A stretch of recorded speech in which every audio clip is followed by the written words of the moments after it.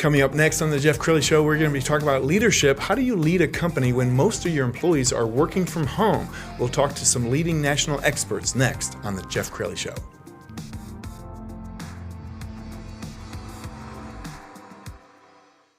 Many are predicting that the worst is yet to come, which is unfortunate, said one person here.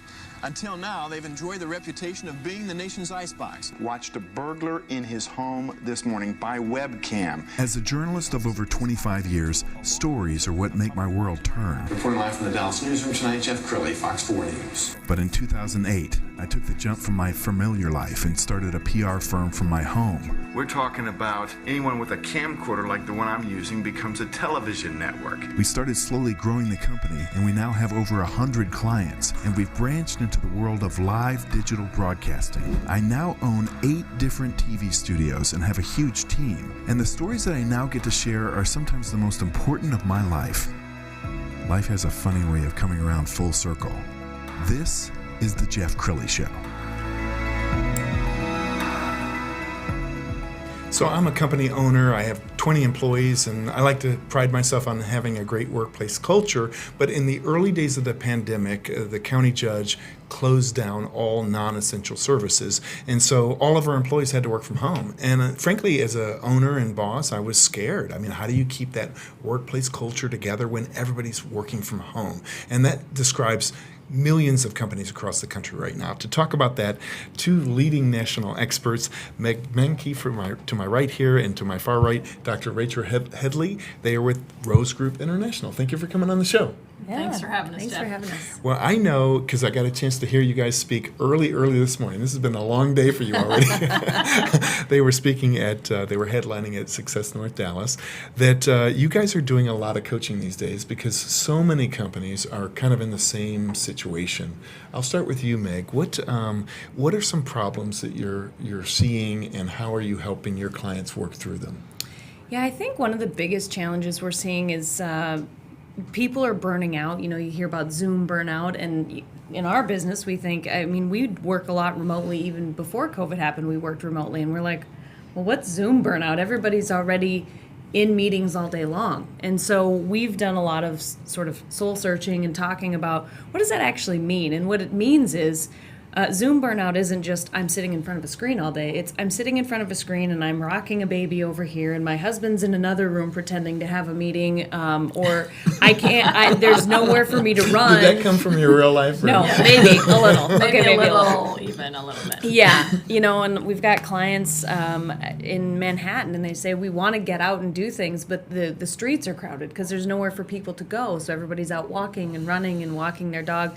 So real burnout just about life is a major challenge that we're seeing right now for all of our clients and just across the world.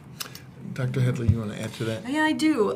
One of the other things that we're seeing, especially with CEOs, is as the pandemic continues and there's a lot of economic uncertainty and some industries are struggling more than others, we've been talking to CEOs that they're getting pressure from their boards or the ownership of the company to decrease costs, and with the idea of revenues are down, but yet they want to honor their people and they don't want to lay off people. And then how do you do? So they have pressure on themselves and pressure from their people to be a good boss and pressure from their board to do the right thing with their people and their costs. And they just don't have a lot of places to turn. And so a lot of people are really anxious right now about just the decisions that have to be made from a business perspective too. So there's a lot going on right now. Well, the other thing that I've observed is you have these rock star employees who are people. Mm-hmm. You know, they're pleasers, they're out there, and suddenly they're at home.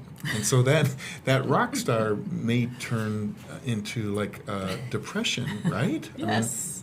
How do you deal with the rock star employee who is now like suffering with some isolation issues? Rachel can answer this question. She is the people person in our team. For sure.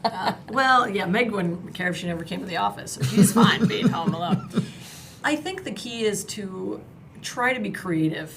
It's, that we work with clients in the UK and they really are focused on their social bubbles. So how can you connect and be with a smaller group of people that feels more safe than perhaps just being in the general population? So in our company, we are still all coming to the office, but that's sort of our bubble. So we know that if we go out into the world and we go to the store, that we're exposing not only ourselves, but also the people in our bubble.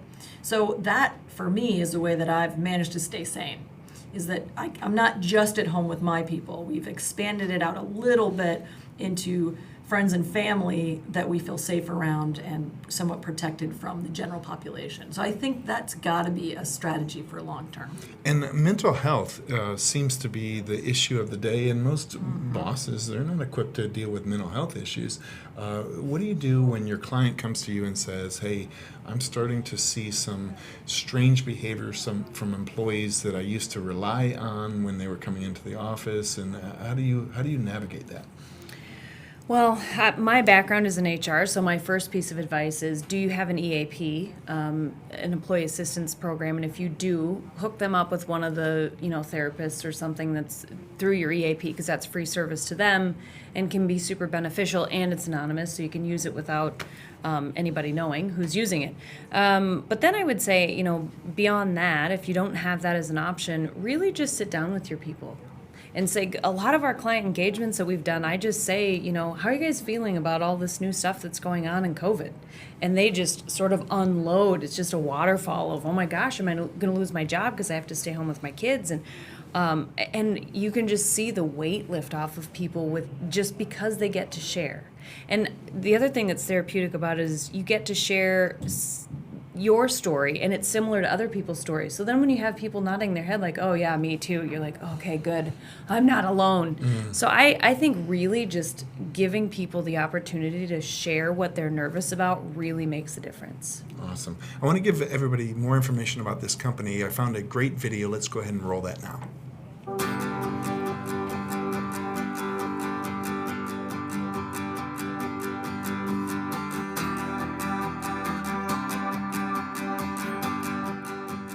Things that we do all the time for clients is we help with transitions.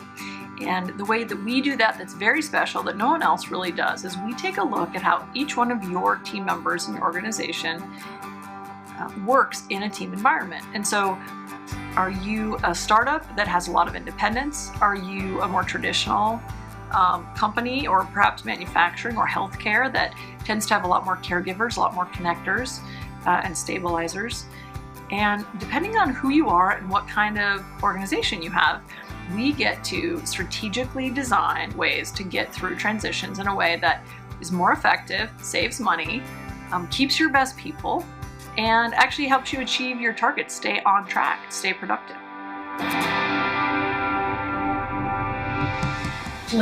All the predictions they gave me about my team, and this was 6 months ago we went through this exercise, have come true. They were spot on the point with their recommendations to me about the team, and it's all come true. So I really thank them for what they've done, and we're going to build that in as a permanent program to help us all work together as a team better. Every client, when we leave, every client has a culture of saying the things that need said, because that's what's actually hurting business today, is the unspoken conversations, the things that are said behind somebody's back environment. We take out that ugly emotional side of things and reappropriate those feelings. Wonderful. That was a great video. And you talked about kind of onboarding employees. It occurred to me that we have a weird situation where sometimes you've got a virtual interview and then you're onboarding an employee who's not reporting to an office. That's got to be strange. Common. Yeah, it's interesting too. We were talking to a client, and they had hired people and onboarded them and were working with them on Zoom. And then they all went back to the office, and they immediately let somebody go because they were like, you know how you meet somebody and you just know they're not going to work? They had really missed that connection over the Zoom interaction that they've had. And they weren't performing quite up to what they thought and those sorts of things. So I think I think you have to hire that way right now. I think you have to do the best you can. But I think after we all come back to the office, there might be some more reshuffling. Wow. I want to talk about your book because we alluded to it in the video. We're going to go ahead and show the book cover. Tell us about the book. Yeah, well, it's our theory basically that we've created, IX leadership. IX stands for internal experience. And what we really focus on with all of our clients and in everything that we do, every engagement, is really about understanding your people inside your business. And then that actually grows everything outside your business. So, if you treat your people poorly or don't pay attention to them, that's what's going to happen to your client. And so the book has 3 parts to it, and it really walks you through kind of the first piece is know yourself and understand that, and then understand the team dynamics and how do you all work together, and then what does that look like in change, which is really where we focus a lot of our time, helping companies through change and transition, like a global pandemic. Yes. And then we have all of our leadership materials is the third section. And so we're really happy that we were able to sort of bring all that to bear through a book, because it gives somebody a digestible piece of, Yes. a digestible tool that they can actually go use. And I know you guys wrote the book before the pandemic, but a lot of chapters really are still relevant despite the fact that many people are working from home. Yeah. Talk about keeping that culture alive when everybody's working remotely. We hear about Zoom fatigue. We hear about Zoom happy hours. I mean, in the old days, a lot of people would put in a ping pong table and call that workplace culture. So Right. what is workplace Right. culture these days? It's really interesting because some of us really want that connection. Like you were saying, your rock star employees that are those people, and they're high-fiving, and they're eating lunch that Jeff brings in every day, and drinking wine and having a great time. But I know people that they're trying to have Zoom happy hour, and I know a woman in particular who's an EA of a very high-level executive, and she despises it. She feels like she's already stressed out. She's an introvert. She's already stressed out by trying to be on all the time on camera. And the last thing she wants to do is be on a Zoom party or whatever. So Right. I think you have to give people a little more space. If you understand who your people are, you can better structure those sorts of engagements and the virtual activities and maybe the little pods of social bubbles. Possibly. And so I think you have to be really, first of all, understand your people. And that's kind of the IX leadership motto is, do you have people that want to be in a team environment? Do you want people that want to just stay at home and work by themselves? Do you want people that have a challenge and new things and are tired of the routine? That's the other piece that people are really struggling with. So how can you inject some fun and chaos into their world that kind of juices them up the way that they did beforehand? Yes. So I think understanding your people and how and where you want them to go together, I think, is critically important. Well, one of the things you said this morning that really struck me is the need for coaching. And I think a lot of CEOs are trying to navigate this on their own. How do you know when you need a coach?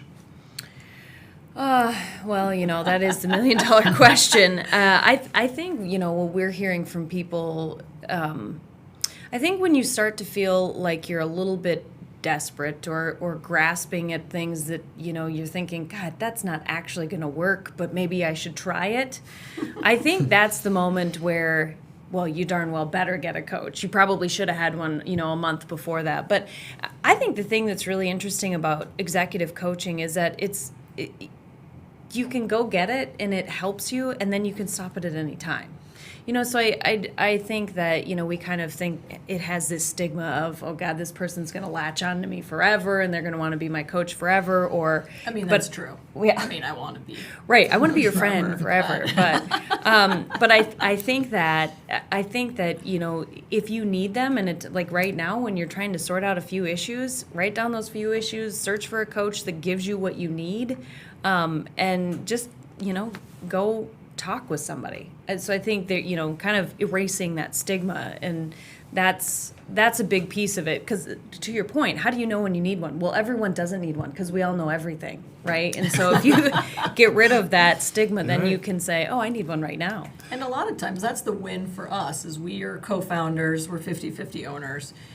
Saying words out loud to another smart person is often all you need. I'm sure you've had that experience where you've been digging through your own head and spinning on something for a while, and as soon as you say the words out loud to somebody, and maybe it's the expression on their face, maybe it's just you hearing the words, it makes you go, oh yeah, that actually would work, or oh yeah, that's a bad idea. So often it's just the sounding board of someone who's been there. I mean, that's the other benefit of working with a coach, is that we've not only struggled with our own firm, for us as an example, but we've heard hundreds of executives struggle with the same challenges. So we can give you a perspective of, well, you know, we've seen somebody try this and we've seen somebody try that. That's beyond more than just our experience. So I think that's really where a professional coaches can really support you. Wow. Well, I'm afraid we're out of time for the segment. We're going to put the website up so everybody can get in touch. rosegroupinternational.com is the website. Dr. Rachel, Dr. Doctor? Can I give you? You bet. You can totally call her doctor. I think I'm It's a doctorate in life, let's be honest. Yeah. Thank you both for being on the show. Yeah. Thanks so much, Jeff. Jeff. You bet. And that's it for now. We'll see you next time.